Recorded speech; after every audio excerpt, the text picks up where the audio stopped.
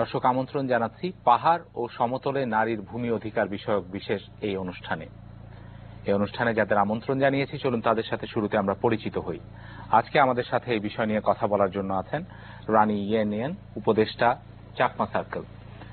আছেন বেসরকারি সংগঠন ALRDর উপনির্বাহী পরিচালক রওশন জাহান মনি এবং মালেয়া ফাউন্ডেশনের গবেষণা সমন্বয়কারী উষা সায়ে চাক। আপনাদেরকে স্বাগত। মনিয়াপা, আপনাকে দিয়ে শুরু করি। যেহেতু আমাদের প্রসঙ্গ হচ্ছে পাহাড় ও সমতলে নারীর ভূমি অধিকার, সার্বিকভাবে আসলে বাংলাদেশে নারীর অধিকারের কথা যখন আমরা বলছি, বিশেষত ভূমি অধিকার, তার চিত্রটা কিরকম? ধন্যবাদ আপনাকে। আসলে বাংলাদেশে আমি যদি একটু ব্যাখ্যা করে বলি, তাহলে যেটা বলতে হয় যে বাংলাদেশের অর্থনৈতিক কাঠামো কিন্তু এখনো কৃষি নির্ভর, এবং কৃষি নির্ভর অর্থনীতির একটি দেশে কৃষির প্রধান উপকরণ কিন্তু জমি। এবং এই জমির কথা যদি বলে থাকি, তাহলে আপনি যে প্রশ্নটি করলেন যে নারীর অধিকারের বিষয়টি কেমন, সেই প্রধান উপকরণে নারীদের অ্যাক্সেস বলেন, ওনারশিপ বলেন, সেটি কিন্তু বৈষম্যমূলক। এবং এর মূল কারণ যদি আমাকে বলেন, যে আমরা কিন্তু একটি পুরুষতান্ত্রিক সমাজ ব্যবস্থায় বসবাস করছি। তো পুরুষতান্ত্রিক সমাজ ব্যবস্থার মধ্যে আলাদা করে কোনো অঞ্চল বা আদিবাসী ও আদিবাসী জাতি গোষ্ঠীকে দেখার খুব বেশি সুযোগ নেই। কেননা জমির মালিকানা যদি বলি, মালিকানাটা দুইভাবে আসে। একটা হলো যে উত্তরাধিকার সূত্রে, আরেকটি আসে ক্রয় সূত্রে। এবং এই দুটোর ক্ষেত্রেই যে আইনগুলো কাজ করে, সেই আইনগুলো হচ্ছে, এগুলি আমাদের দেশে সিভিল ল যেটাই থাকুক না কেন, এটা পরিচালিত হয় পার্সোনাল ল, ফ্যামিলি ল দিয়ে, গাইডেড বাই ফ্যামিলি ল। এবং সেটি প্রত্যেকটি ক্ষেত্রেই ডিসক্রিমিনেটরি। সাংবিধানিক যে আইন কানুন রয়েছে, সংবিধান যেটাকে আপহোল্ড করে, সেটার সঙ্গে কিন্তু এই পার্সোনাল লগুলি কনফ্লিক্টিং হয়েছে, কোনো কোনো জায়গায় কনফ্লিক্ট করছে। এবং সেই জায়গাগুলোতে কারণে আপনি মনে করছেন যে সমতল এবং পাহাড় যেখানেই বলি না কেন, নারী বঞ্চনার শিকার হচ্ছে তুলনামূলকভাবে পুরুষতান্ত্রিক সমাজ কাঠামোর কারণে। আমি একটু পাহাড়ের, বিশেষ করে আদিবাসীদের ক্ষেত্রে যখন বিষয়টি আসলো, সেখানে আসলে চিত্রটা কিরকম, উষাদি যদি আমাদেরকে একটু তুলে ধরেন। হ্যাঁ, ধন্যবাদ মামুন ভাই, এবং ধন্যবাদ মনিয়াপাকেও। নারীর বিষয়ে যখন একটা জেনারেলাইজ একটা ধারণা করি যে আদিবাসী নারীরা তুলনামূলকভাবে অনেক স্বাধীন হচ্ছে, ফ্রিডম অফ মোবিলিটি প্রচুর। কিন্তু আপনি যদি বলেন যে উত্তরাধিকারের কথা, ভূমির ক্ষেত্রে যদি আসে, সেটা হয়তো আমাদের এখানে বিশেষ করে প্রথাগত আইনের যে ব্যাপারটা আছে, ওটা হচ্ছে আমাদের এখানে রানী আছেন চাকমা সার্কেলের, উনি হয়তো এই বিষয়ে আরেকটু আলোকপাত করবেন। তবে আদিবাসী নারীর অধিকার কিংবা আদিবাসী নারীর ভূমি অধিকার, এটা কিছুটা আলাদাভাবে দেখা উচিত এর দিক থেকে। সমতলের কিংবা আমাদের মেইন স্ট্রিম আমরা যদি বলি আর কি, so called mainstream, exactly. তো বাঙালি সোসাইটির নারীদের দিক থেকে কেন ডিফারেন্ট? কারণ এক হচ্ছে প্রথমত সে নারী, সেদিক থেকে সে বাঙালি নারীর একই পর্যায়ের, কিন্তু সে আদিবাসী নারী যখন হয়, ওটা তার আরেকটা মার্জিনালাইজ ক্যাটাগরি কিন্তু এখানে করা হয়।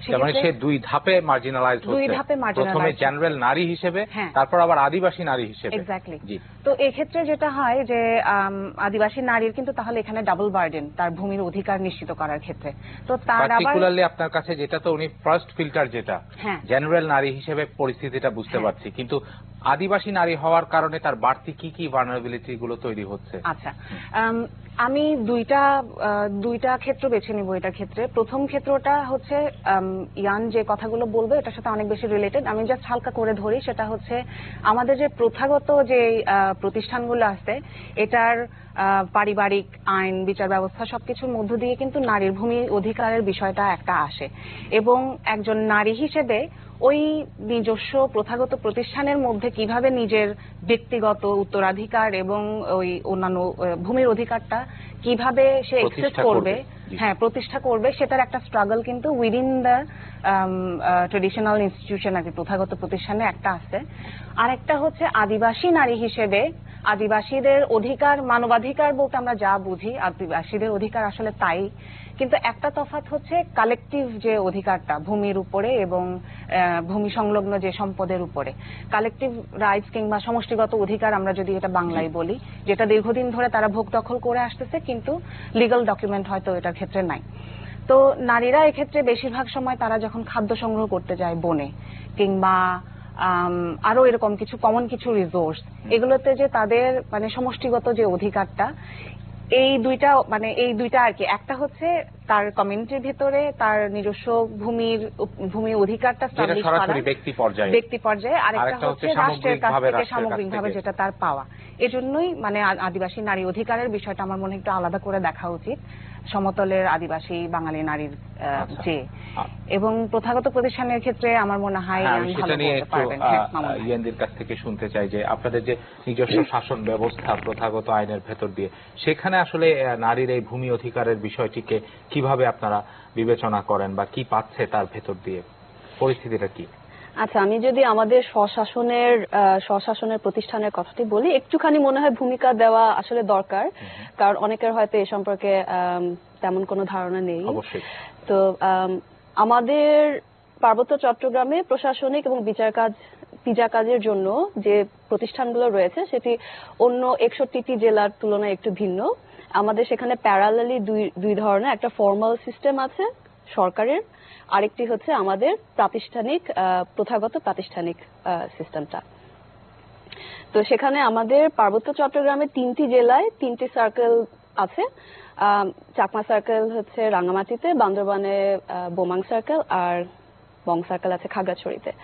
তো এই সার্কেলের তত্ত্বাবধানে আমাদের ভূমি সংরক্ষণ, ভূমি ব্যবস্থাপনা, বন সংরক্ষণ, খাজনা আদায়, এ ধরনের সকল প্রশাসনিক কাজ হয়।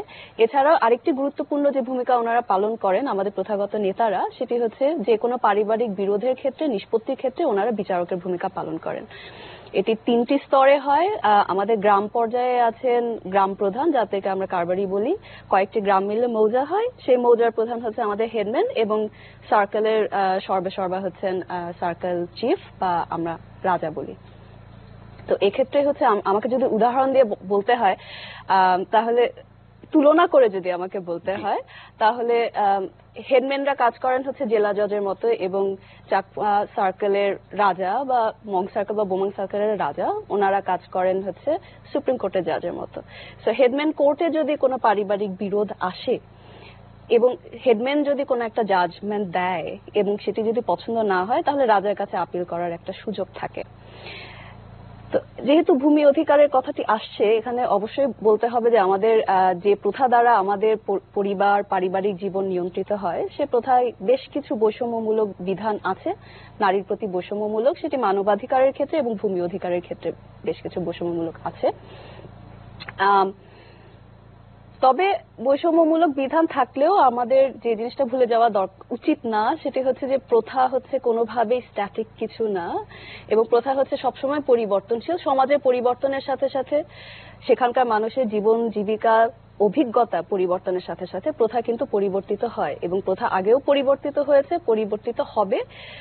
কিন্তু সমস্যাটা হচ্ছে যে আমরা কোন দিকে এটিকে পরিবর্তন করতে চাচ্ছি, হ্যাঁ, সেটি কিভাবে করে পরিবর্তনটা আমরা সঞ্চালনা করব, সেই কলাকৌশল নির্ধারণটা এবং সেই পরিবর্তনের চাহিদাটা সেই কমিউনিটি থেকে আসছে কিনা, হ্যাঁ, কারণ কমিউনিটি থেকে যদি সেই পরিবর্তনের চাহিদাটা না আসে, তাহলে আইন কিন্তু আইনের জায়গায় থেকে যাবে, নতুন প্রথার জায়গায় থেকে যাবে, নামে প্রথা হবে। কিন্তু যেহেতু এটি জীবন অভিজ্ঞতা থেকে উঠে আসে নাই, সেহেতু কিন্তু আইনের মতো রয়ে যাবে। মানুষ যেভাবে যে কাজটি করে অভ্যস্ত, সেই কাজটি কিন্তু করে যাবে।